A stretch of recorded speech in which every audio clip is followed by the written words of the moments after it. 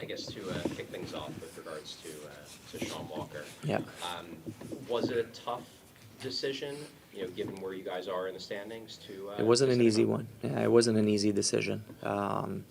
We're very well aware of the position that we're in, and you're giving up a player that has played extremely well for us, helped us get into the position that we're in to this day. So, yeah, it was tough to let him go, but at the same time, the asset that we were getting in return, we felt that's something we just could not pass, and at a place where we are now in the timeline for this team. So lots of value, obviously, on a first-round pick.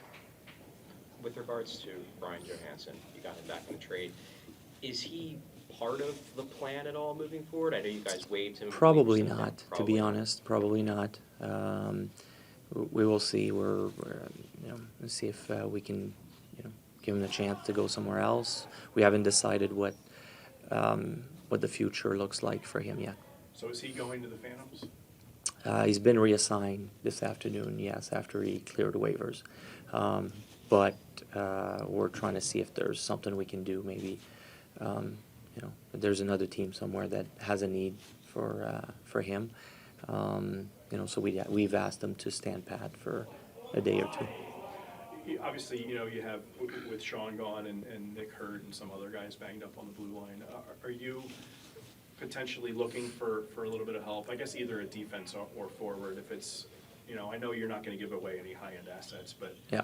maybe a guy or multiple Yeah. guys that could come in and help a little bit. We're looking at it. It has to make sense. We're not going to give away assets just for the fun of it either. But if there's something that makes sense, we will act on it. And it's a fine line. We're also trying to. This is a great time to give our young guys a little bit of a look. Doesn't sound like Nick will be out of lineup too long, so hopefully we can survive without him for a couple games. I don't know exactly the amount of game. I'm not, but it doesn't sound like it's going to be till the end of the year. So hopefully we can survive that. Moving to Nick Seeler, you basically said that you guys have been talking with him for a while, bouncing numbers back and forth. Yep. What made you make the final decision to sign him to the contract? Yeah, I mean, there was some give and take on both sides. It was trying to find what was important for him and what we could live with as far as a contract. They were great. Him and his representative, they were great to deal with. And Nick really was adamant that he wanted to stay. Didn't want to go anywhere else. And it's I think it's a deal that both sides are happy and excited about. So he's the type of player that we say he's a Flyer. He's a real Flyer. He's been here for a few years. The way he plays, he brings a certain element that is tough to find. When you look at our defense, and you have a few guys that are a little on a smaller side, like Jamie, Emil Andre possibly coming at some point, even Cam York. Those are not the biggest guy on the ice. So, the element that he brings as far as physical and toughness was something that we had to keep in mind. The culture side and everything that he brings, we just felt that it was a good ad or a good really contract to keep him in on our defense group. We're really excited to keep him here for the next 4 years. Is Nick's value part of it the fact that he can sort of sell towards his style, towards his coaching philosophy to the younger guys by the way he plays, just night in, night out? That's certainly part of it, but it's so much more than that for him. Like you guys see him blocking shots every night.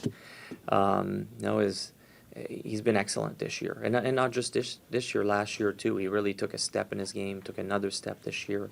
So, he earned it. He really did, and it's a contract that it puts us in a good position. You trade Nick Seeler, you're looking for the next Nick Seeler the next day after you trade him. Those guys are tough to find, and I was receiving a lot of calls because everybody sees around the league, the type of human being and player he is. He was in demand, but we felt that what we were getting in return, we were getting more value by re-signing him. Do you expect to be pretty active over the next 21 hours, or with the fact that you have resolution on both Walker and Seeler, do you expect to kind of be more on the fringes of conversations? It's tough to tell. If something makes sense, we will act, but it's not like I need to go out there and make something happen. I'm not forcing things. If something makes sense, we'll definitely. So I don't know. Maybe somewhere in between the fringes and attacking. We'll definitely look to see if there's something that makes sense. Yeah, and it goes back to what I've said before. Unless it's a hockey trade, if we're looking for rental, we're not going to spend high-end assets. Again, it's where we're at as an organization. We want to respect that and think about the future at this time. What's the priority level at making the playoffs for you? I mean, it's obviously you've said you didn't quite expect to be in a playoff spot in March, and Yeah. you are. Now that you're this close. Yeah, I mean, yeah, and I think there's going to be lots of value in just playing those next 19 games, trying to defend the position that we're in. It's already the playoffs for us. That's the exciting part. Yes, it would be nice to get in the playoffs, but not at the risk of taking chances for the future. Danny, I don't know if you had a plan exactly at any point. I guess you can't plan what other people are thinking.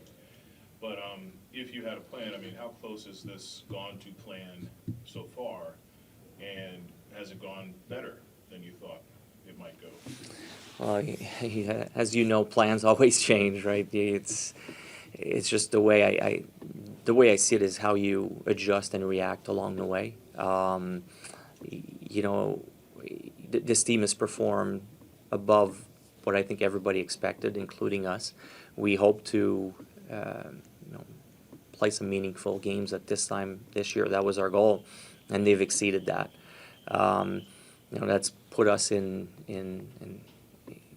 people say, well, it's a tough position. I see it as a great opportunity. It got us the chance to get a high-end asset in return for a Shawn Walker that we also didn't expect. I mean, he's played much better than we expected. So, it's a good problem to have. I see it as a really good problem, and we tried to capitalize on that in the trade for Shawn. So. We adjust along the way a little bit. We didn't think we'd be in a position to acquire a first-round pick for him, so we had to adjust. I see it as a good problem. So when you look at where you are right now across the board, how you're playing, all your assets, whether they be picks or players or guys, who are part of your long-term projection, are you in a better position than you expected to be when you took the job, when you began the season? I believe so. I believe the players have put us in a better position. Not just the players, the coaches. I think that this group, have put us in a better position. The way they've coached, the way they've played. So I see it as a good problem that, they put us in. They put me in maybe a little tougher position, having to trade a player that was really well respected and played extremely well for us. It wasn't an easy decision. It wasn't an easy trade to make. It wasn't an easy phone call when I had to call him to tell him he was going to Colorado. But at this time, we want to keep an eye on the future, and we felt it was the decision that needed to be made. Going back to Brian Johansson for a second. You mentioned that he's probably not part of the plan for the end of this year or even next year. I'm just curious as to why. You know, he obviously is an established NHLer. Everybody's always looking for help down the middle. I'm curious Yeah. why you don't think he fits. I can't really go into that at this point. We just we have a different vision at this point. So that's about all I can say.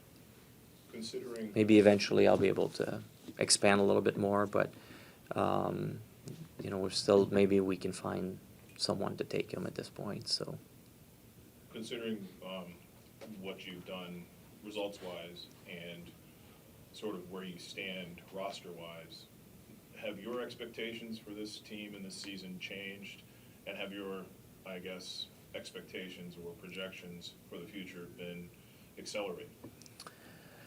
no, they haven't been accelerated. It's still the same thing. As far as this year, we were hoping to you know, play some meaningful games at this time of the year. Now we're inside the playoff bubble, so obviously I'm hopefully, like all of our fans, I'm really excited about that, and hopefully we can keep it rolling and getting to the playoffs. I mean, that's the goal from now on.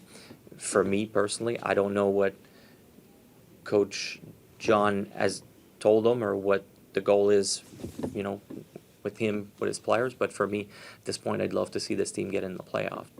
So, in a sense, yeah, that's exceeded what we were hoping for at the beginning of the season. We have a pretty, One or two more. you have a pretty fervent fan base, and you've been here a long time. You know what kind of effect that's probably going to have on them, coming from the general manager, that, you know, the goal is now to make the playoffs and see what happens. Well, I mean, we've put ourselves in this position, which is awesome. You know, those games it's already the playoffs for us in a sense. You know, I said that earlier. It's really exciting what's happening. So, you know, I try to be careful in the expectations that we're putting on our team, but, you know, it's been a lot of fun watching this season. So it'd be great to get in the playoffs. There's no doubt about it, and it would be even better for the development of our young guys and what they've already done.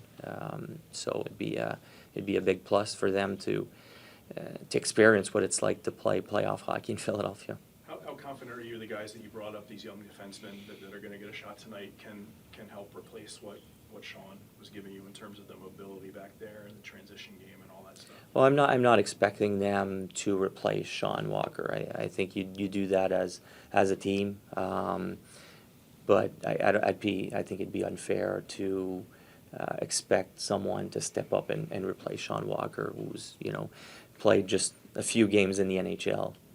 Both Ronnie and Adam have played just a few games, so that's not the expectation.